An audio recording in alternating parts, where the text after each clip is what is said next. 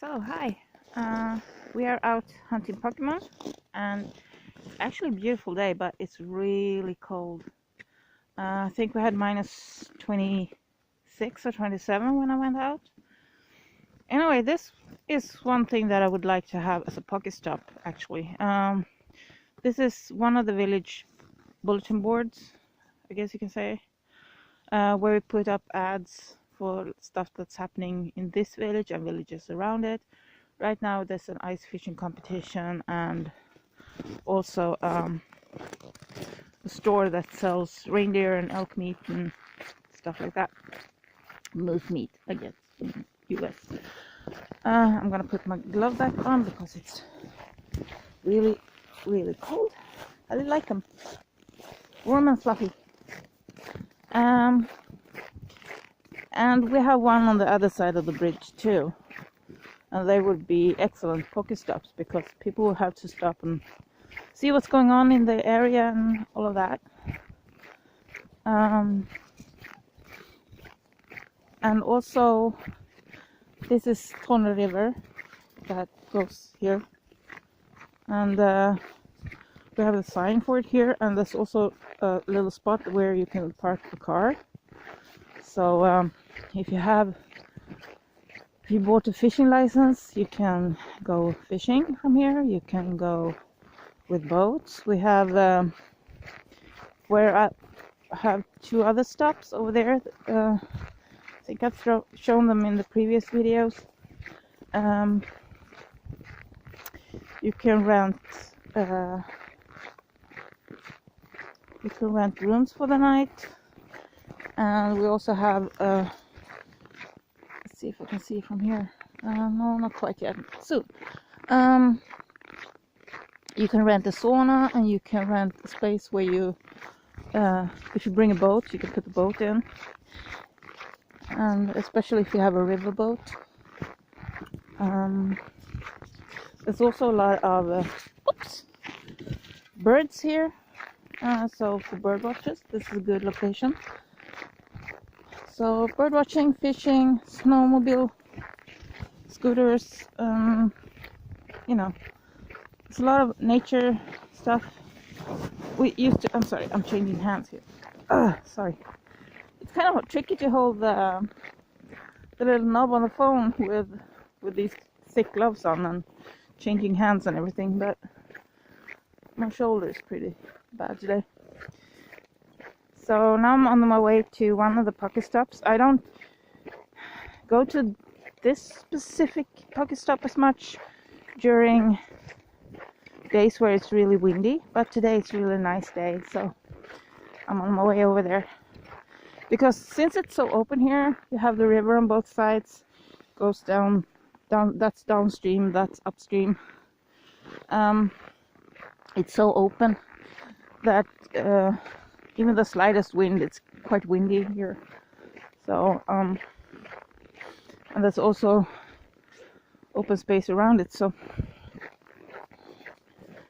and if the wind comes along the river, then it gets super windy because it picks up so much speed. So, sorry, I pulled my scarf down so I could speak a bit better. But that also means that I'm breathing the colder air and it's really dry. So if you wonder why the stairs there, we have a fishing spot. Let's see, I can't really see the display with the blinding sun.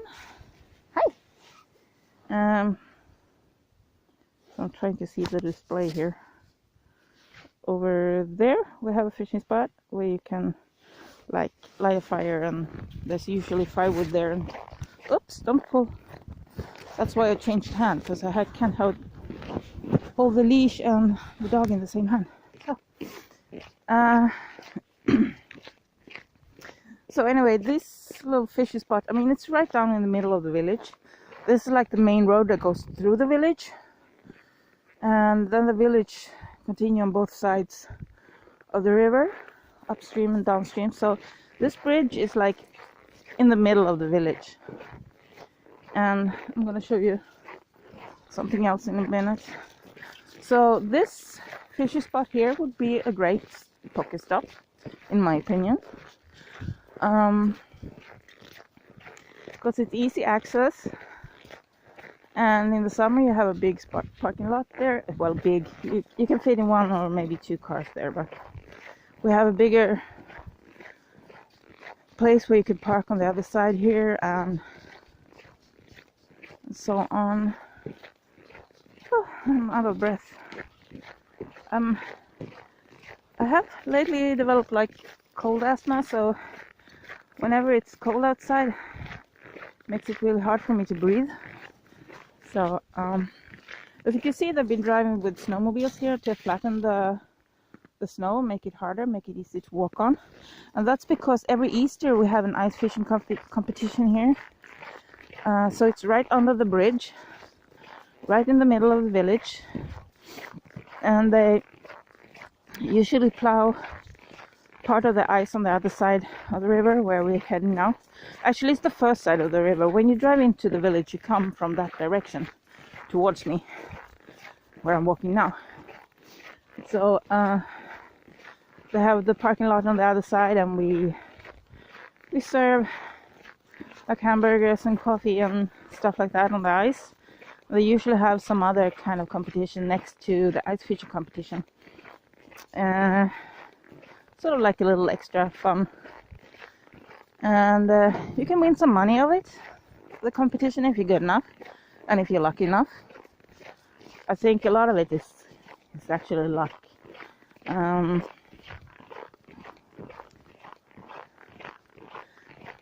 But if you know what you're doing, you increase your chances, of course. Like with most competitions. So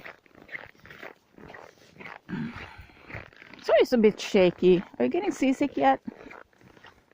Walk sick, I guess. I'm trying to hold my phone as steady as I can, but you know.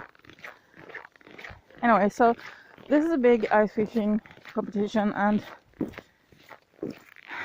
I think it's one of the bigger in the area.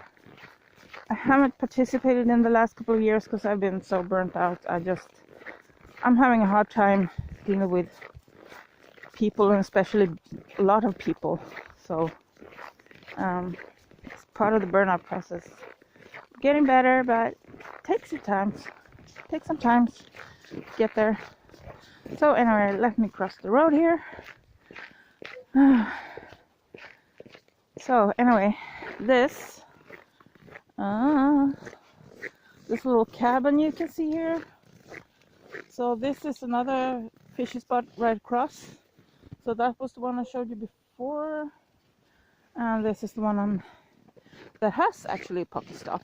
So this little cabin here is a pocket stop, and it has one spawn. There's one Pokemon spawning here, and it's right in the middle of the village. So I don't know why we only have one Pokemon here. And since it's so windy and cold, usually to walk across here, even in the summer, because the river is cold, so it's kind of chilling the air. And I love the sun. I'm so happy to see the sun again. It's right in the middle of the village. There's like possibility. Let's see if I can. No, not really. Can I? No, I can't get it to focus. Anyway, over there somewhere. I can't really see the display because of the sun. So anyway, there's a big place there where you can park the car, and this is right in the middle of the village. And we have the big ice fishing competition here every Easter. And we have a lot of people going here with snowmobiles, you know, traveling between the villages, going up and down the river. And we have one spawn here, one pocket spawn, and it doesn't make any sense.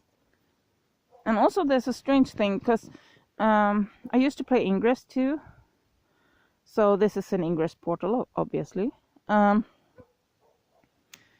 for some reason, when I'm standing here, I can't link from this portal over to, let's go over here.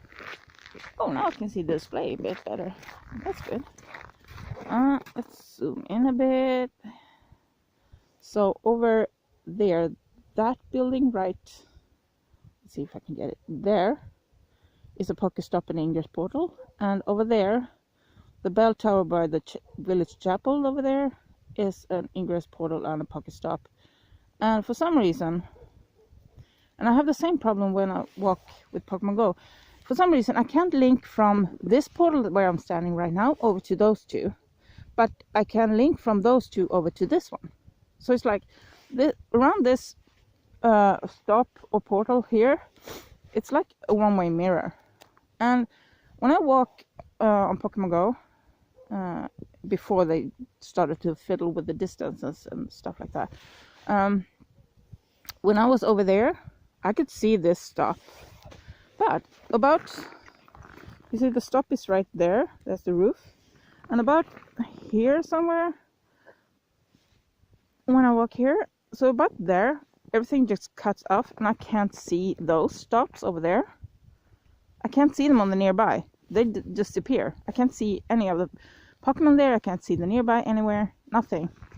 But this one comes up. And the same when I turn around and I walk this way. But I mean from them I can see this one. But they disappear from when I come here. It's really strange. It's like there's a one-way mirror around this stop or something. And this portal, if you play Ingress, this stop if you play Pokemon Go. So it's really strange. And over there somewhere, we have our fourth stop. So I actually have 4 stops, and so that's pretty good. But that one is kind of far away where my knee is crazy, and this one is kind of cold to get to, even in the summer, because I have to cross the bridge. But at the same time, this one has only 1 Pokemon. So is it worth going over here for just 1 Pokemon? Well, that depends on the Pokemon. That depends on what I need.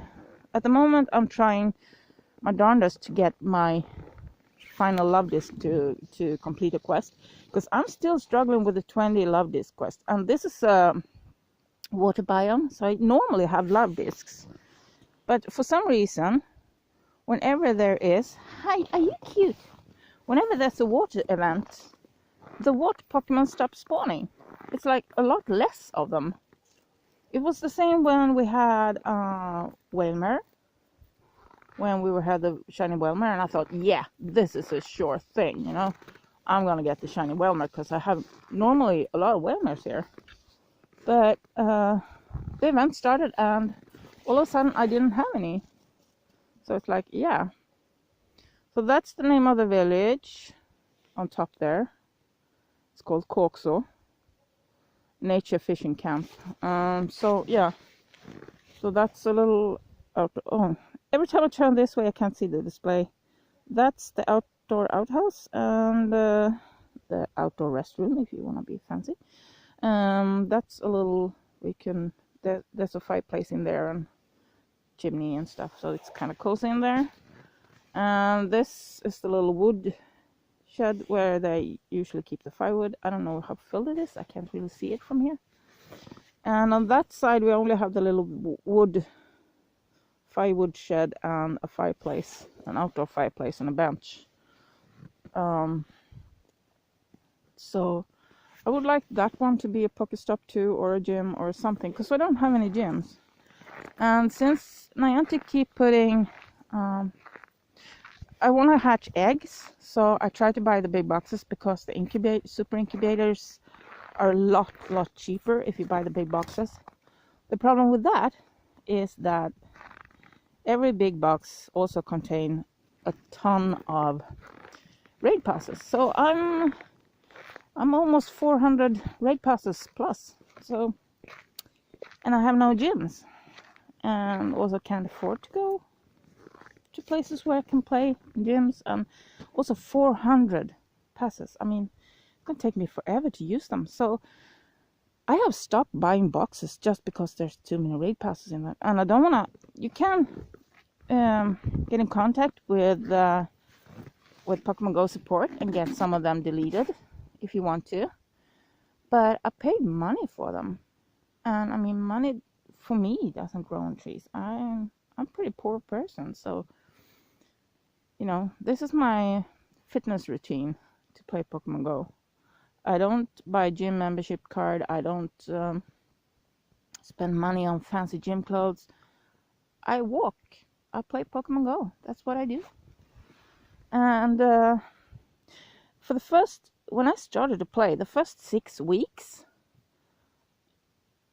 and now I forgot the number. I have it written down somewhere because I thought it was so amazing. But the first 6 weeks, I dropped a lot of weight because I kept, oh, I'm almost hatching these eggs, so I walked a little bit further. Oh, I'm almost getting a candy for my buddy, and I walked a little bit more and just pushed myself a little bit extra due to Pokemon Go. Hi. I think she wants to go home. Yeah. Do you want to go home? Hi. No, that's a good thing about her. She's never cold. She's never cold. She's always like, yeah, we're going out. Yeah. So this morning we have minus 37 as the coldest. So we have like, I think minus 25 now. So it's okay. I'm talking Celsius here. So, but this morning it was so cold and my house was just creaking from the cold. It's not nice. I really missed it. Oh, cold feet. We need to move. Okay. So I'm gonna go now. I just wanted to show you a little bit about what it's like playing Pokemon Go in other places. I showed you what it was like playing in Storm and stuff. I mean, I play every day, every single day, in all weathers. It's like raining, storming, snowing. It doesn't matter. I go out in every kind of weather. You just change your clothes. I mean, no big deal. Just get proper clothes, and you won't be cold. So, if I had a camera, I could play and film at the same time, but I don't have a camera. I'm filming with my phone. So, I'm gonna stop filming now, and I'm gonna spin this Pokestop and see what Pokemon is spawning here. I just wish there would be more spawns right here than we have just one. And I also want, especially that fishing spot over there, to be a stop too. So, yeah.